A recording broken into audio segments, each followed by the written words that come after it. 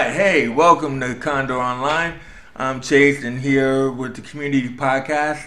As you know, I usually talk to interesting people within the community that come to meet, and I feel, hey, they have a story to share and tell and all about, and we discover their origin story. So here this gentleman showed up to one of our classes that we offer here at the media campus tonight, and I heard about his story, and I felt, now you're pretty much of an interesting person that I want to find out more about. So welcome, Reuben P Joseph. Greetings. Yeah, it's like Roscoe P. Coltrane. I'm just letting you know. But I mean, Reuben, already you can tell he's fascinating. But Reuben is the man who is known as a choreographer. We're going to find out a little bit more about you.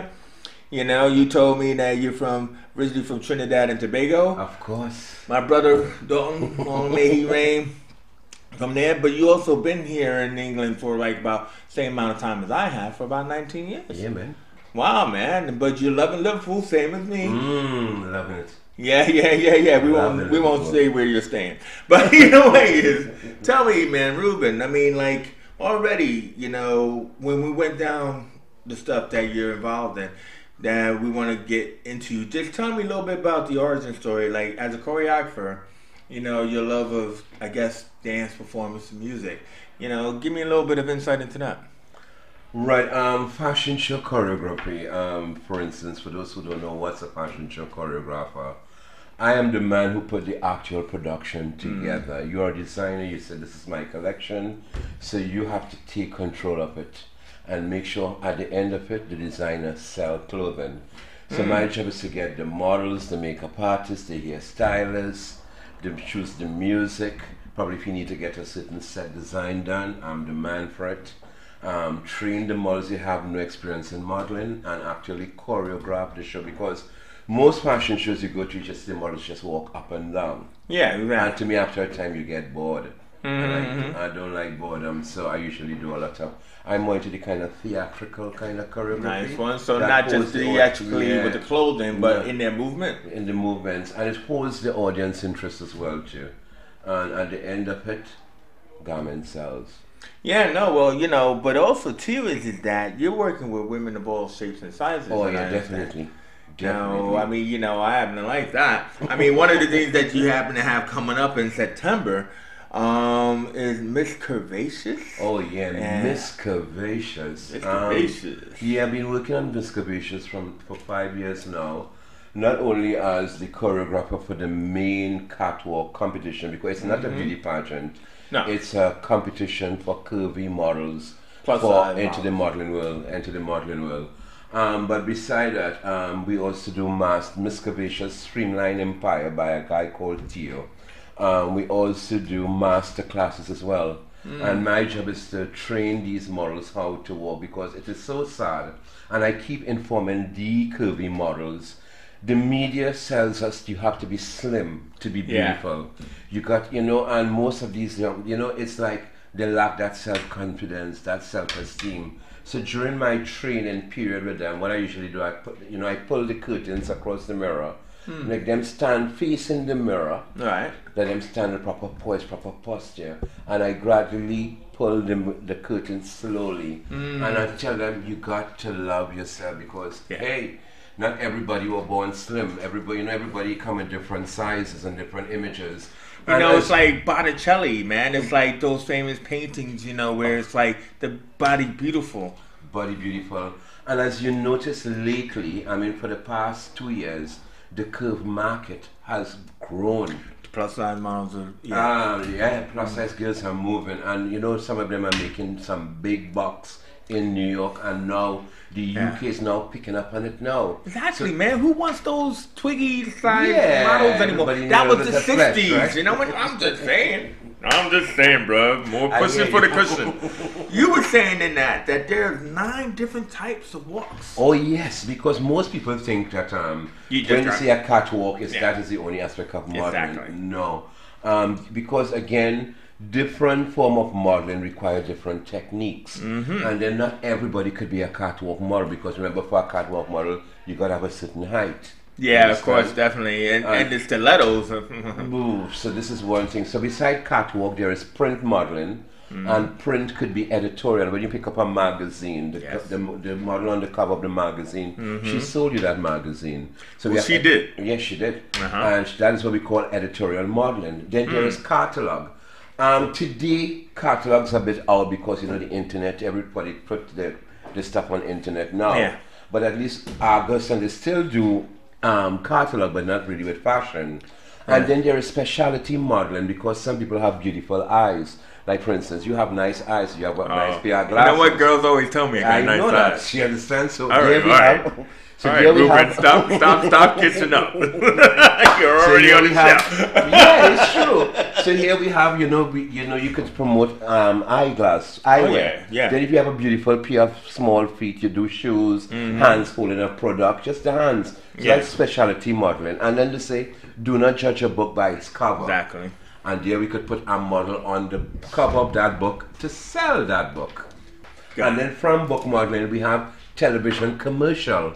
Which is another form of modeling, but then again, you have to learn to act and to sell a product or a service. So in your masterclass, you talk about all of this. We go through all of this. Yeah. So now also too is that you were saying that you're also community conscious. Definitely. And I mean in that you shared a funny story because you wanted to do some volunteering. Yeah. Right? And so you came across the food bank called the Big Help Project. Yeah. And I mean, you know what? I gotta give it to you, bruv. You went there to pack some bags, right? To do your job for the community. Yeah. And then they said, "Hold up, wait a minute. What do you do?" and knowing that you were doing the choreography and all that kind of stuff, and then they changed your remit. Then they say, "Yo, can you do what?" Go ahead, tell us what happened. Yes, I went for this interview, and I went to church, and this brother handed me this flyer and said about Big Help Project need volunteers, and I said, okay, this sounds interesting because I moved to Liverpool in December last year, and I said I just want to get myself doing some form of humanitarian work. Why not? And so when they gave me this, I went across to the food bank that it was distributing food, and I met with a girl called Trisha. And she said, I said, Trish, how could I get involved in you all? And she said, okay, here's a contact number. So I rang them and I went into their office, had an interview, then I went, the application form was filled out. The lady called me, she looked, she said, wait, I have a lady who will love to meet with you. I said, of course she does. Yeah. What is it about? Oh, we want to do a fundraising production, and I think you are the ideal guy. And you know something? I said, well, yes, I'm quite happy to give you my time and my service and all my professional contacts to make it happen. And would you believe today we had the first meeting in regarding this major catwalk fashion show that's going to take place between February or March 2020. My man, I mean, already, looking down the list of the different things you got coming up. So why don't you tell me about? Let me get this right. I gotta put my French voice on. Oh God, I did it wrong. La art de la mode. You got it. Oh, l'art de la mode. Yes. Okay. Art de la mode. Tell me about that. Yes, each year I do a London Fashion Week, La Art de la Mode. And what is La Art de la Mode? It's all about paintings meet fashion because a lot of designers get inspired by paintings. Yeah. So painting fashion. Yeah. They get inspired by paintings. So what I usually do, there's this guy called Michael Cullen. He's from Barbados. He does some beautiful 8x4. He gets scraps and produce these paintings. Right. When I tell you creativity.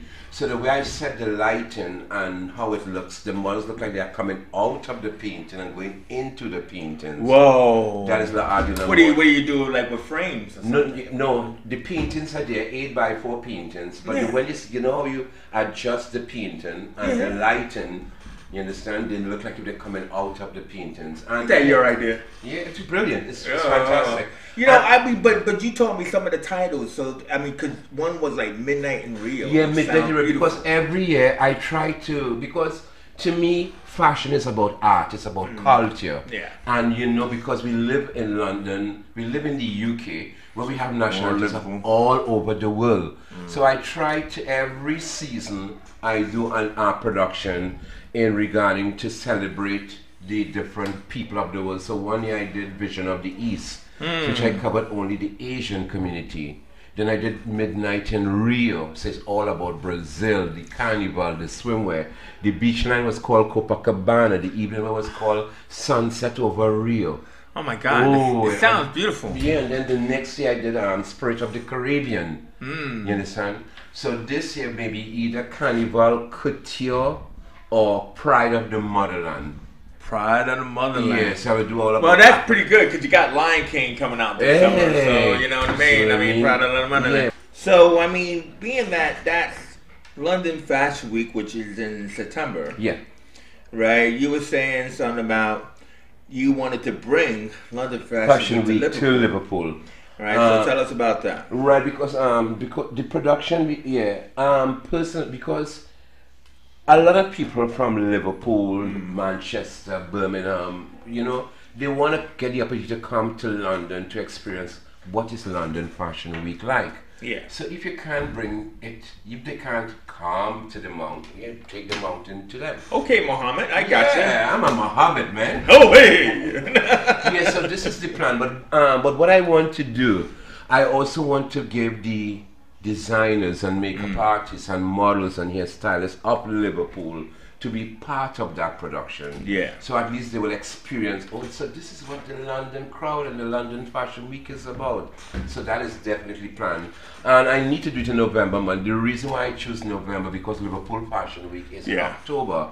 And I think, you know, give loyalty, give credit where credit is due. But also, you don't need to, like, be competitive either. It's not competitive, no, exactly. You know, it's just to give, you know, I mean, Liverpool is Fashion Week is already a brand that has been taking place over the years. I know Amanda Moss pretty good. We know Amanda Moss. Shout out to Amanda Moss. Hello, Amanda. How you going, girlfriend? Ooh, girlfriend. Your boy, yeah.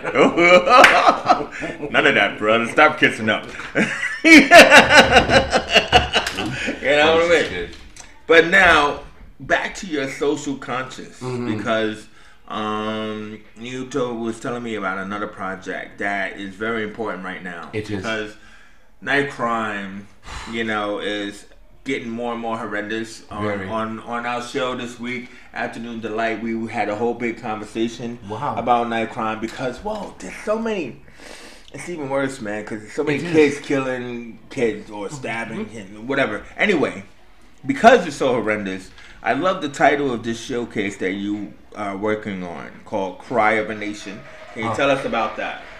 Right. Each year for Notting Hill Carnival, I have a float with Coquier, which is one of the legends who started Notting Hill Carnival. And I always bring awareness to prostate cancer because with prostate, so many black are just falling apart.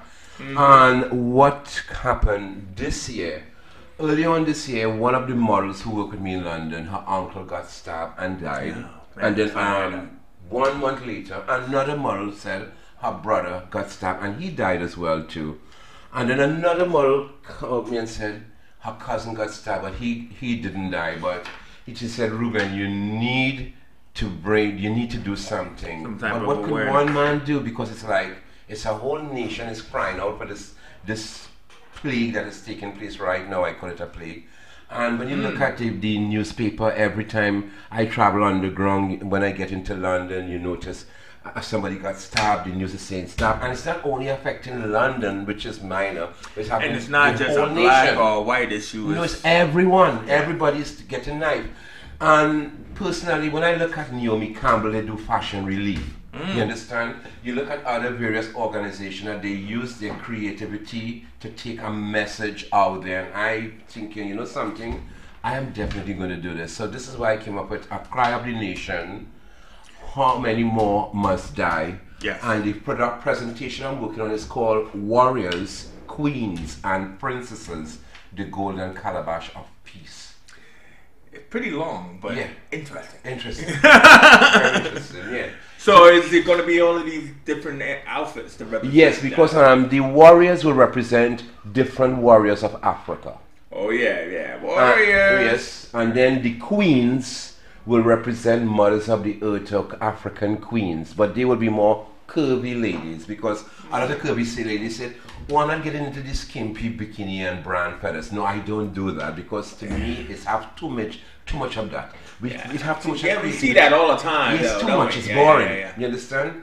So yeah, you know, like oh God, sorry, go ahead. I'm thinking about those like a Cleopatra. Or let's say like Black Panther. You know, like what? Oh, Black Panther. Yeah, man. It's timely now. You see what Angela Bassett wore? I see that. We want to bring the queens, and then the princesses. They'll be carrying the golden calabash, so they'll be making an offering to God. All right, for tell the us what a calabash is. Yeah, calabash. All right, I mean, for those who don't know what is a calabash. All right, man. A calabash, we call it an instrument. Some people use it for instrument, but back in the Caribbean, and I know some parts of Africa, it's like a bowl that is a fruit that they dried, they cut it, and you could, carry water pitchers, eat from it.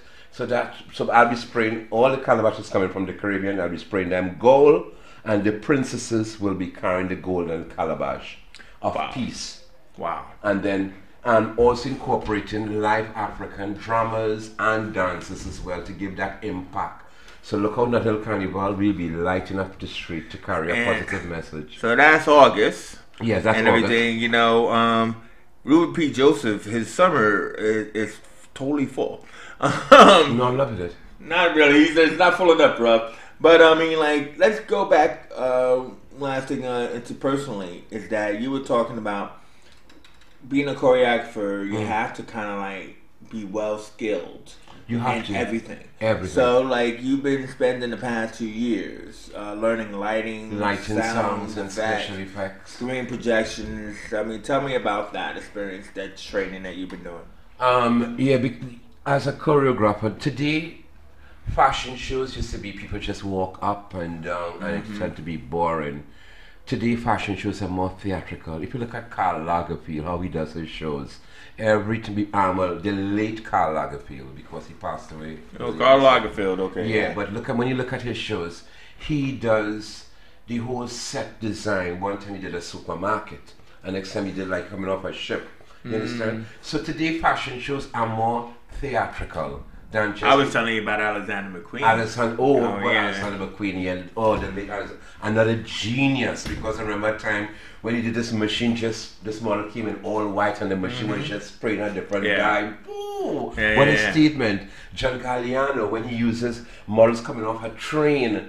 Yeah. Ooh, so today is all, and to me personally, in order to be up in this game, you got to learn the technical aspect of things. Yes, you do. You have to be a Renaissance person. You have to be well-rounded. Definitely. To understand. Also, too, it gives you an idea about what it takes to make, the product as well. So being willing and open to like develop your own skill set to that, as opposed to expecting somebody else to do it for you. True. Well, then, man. You know what I mean? Thanks. So you were saying you were doing this training in London. Like, what were you saying? Harold Winston with like that's Mr. Paul Pinto. Yeah. All right, I'll give a shout out to other people. Even though we here at Big Condo, we have our own media campus where we provide training and stuff like that. But I'll give a shout out to the other people out there. You are good. I'm just saying, bro. So I mean, Reuben, you said a quote to me that I thought was beautiful. Great place to kind of like close out on. Do you remember what it was, or do I have to feed it to you? Yes, I know exactly. I believe. You see, I always say, God has blessed us, each and every one, with talents, and I believe it's not for yourself, because in this business, in the world we live in, it's just so much a greed and selfishness, and then again, you die and you go with all that to your grave. So I believe it. I am always honored and to be working with people to share, to bless others with your talents. Because I mean, for the time I've been in the business, I haven't made big money, but I have to say I have blessed others, because so many people come to me in so many ways. Charity fashion show, somebody starting a fashion business. You have to sit down and take time and just share the wealth of knowledge, share the experience, because to me that is what keeps me going and blessing others with my talent, I say. So he didn't know. So God bless us with the talent to help others. That's all he had to say. But that's good. It's really mad. You know what? You know, it's been a fantastic interview. And I know that you just like, you know, it's like, what? You want to talk to me? But I'm glad I talked to you because it's fascinating. I mean, all the stuff that you mentioned, you know, and this projects that you got coming up and everything really do sound fascinating and everything. And definitely, I just want to give one more shout out to Carbonation. How many more must die? Yeah, which should hopefully take place at the Notting Hill Carnival, August 26th. Well then, thank you very much for joining me here. Thank you for having me on Condor. On the Community Podcast here on Condor Online. Yes, that's right. Reuben P Joseph. If you didn't know, now you know. Well, thank you. That's all it is.